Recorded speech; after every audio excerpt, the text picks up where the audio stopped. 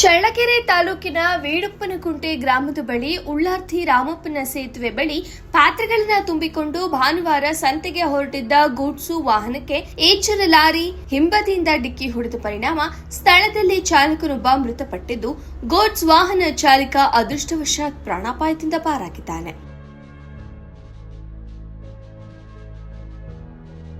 ದಾದಾಪೀರ್ ಎನ್ನುವ ಪಾತ್ರೆ ವ್ಯಾಪಾರಿ ತನ್ನ ಗೂಡ್ಸ್ ವಾಹನದಲ್ಲಿ ಪಾತ್ರೆಗಳನ್ನ ತುಂಬಿಕೊಂಡು ತನ್ನ ಮಗನನ್ನ ಕರೆದುಕೊಂಡು ಚಳ್ಳಕೆರೆ ಸಂತೆಗೆ ಬರುವ ವೇಳೆ ಏಚರ್ ಲಾರಿ ಹಿಂದಿನಿಂದ ಡಿಕ್ಕಿ ಹೊಡೆದ ಪರಿಣಾಮ ಡಿ ಅಯಾನ್ 11 ವರ್ಷ ಸ್ಥಳದಲ್ಲೇ ಮೃತಪಟ್ಟಿದ್ದಾನೆ. ಘಟನಾ ಸ್ಥಳಕ್ಕೆ ಚಳ್ಳಕೆರೆ ಪೊಲೀಸರು ಭೇಟಿ ನೀಡಿದ್ದು ಪರಿಶೀಲನೆ ನಡೆಸಿದ್ದಾರೆ. ಚಳ್ಳಕೆರೆ ಪೊಲೀಸ್ ಠಾಣಾ ವ್ಯಾಪ್ತಿಯಲ್ಲಿ ಪ್ರಕರಣ ದಾಖಲು. ವರದಿ ಸುರೇಶ್ ಬೆಳಗೆರೆ, ಶ್ರೀ ಟಿವಿ ನ್ಯೂಸ್, ಚಿತ್ರದುರ್ಗ.